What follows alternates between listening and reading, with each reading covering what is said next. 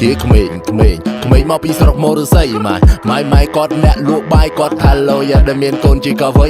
ជាក្មេងចេញពីជនបទចេះខ្វល់អនាគតតាំងពីថ្នាក់ទី8មុខគ្រើមដូចស្បែកគីងគូអីលើចង់ភ្លក់រសជាតិជាសេដ្ឋី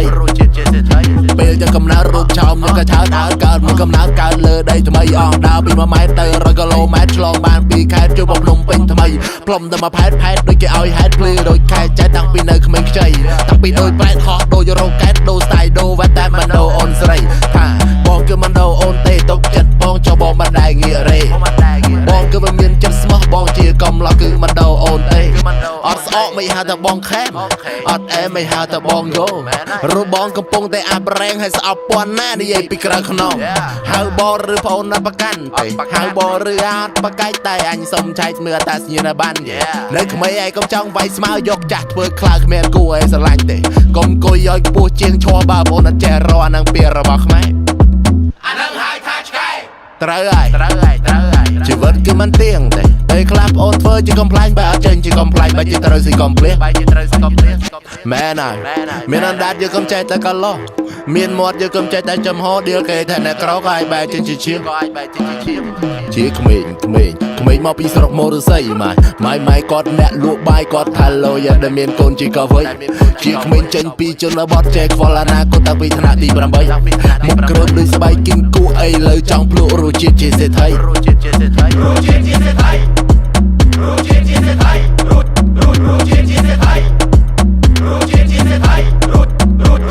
ពីមុនគេក៏លោកដូចជាដូមីណូធ្វើការចាំសុកមិនដល់ដូលីអូខំប្រាំងត្រកមិនដល់ពីដល់ស៊ូអង្គុយកើតទូបារីកាដមូក្បាលខ្ញុំពាក់មួបារណែវខេបកានូចេះហ្វេកគេមិនរាប់ជាគូហ្វេនខ្ញុំក្មេងក៏កំពុងតែក្លែប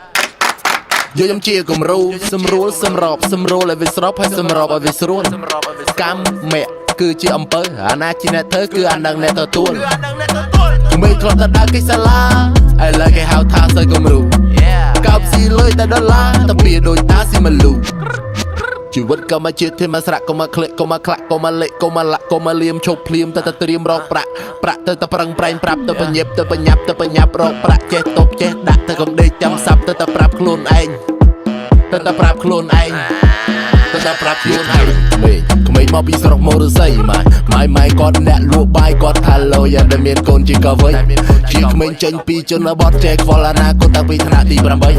មុខគ្រើមដូចស្បែកគីងគូអីលើចង់ភ្លក់រសជាតិជាសេដ្ឋី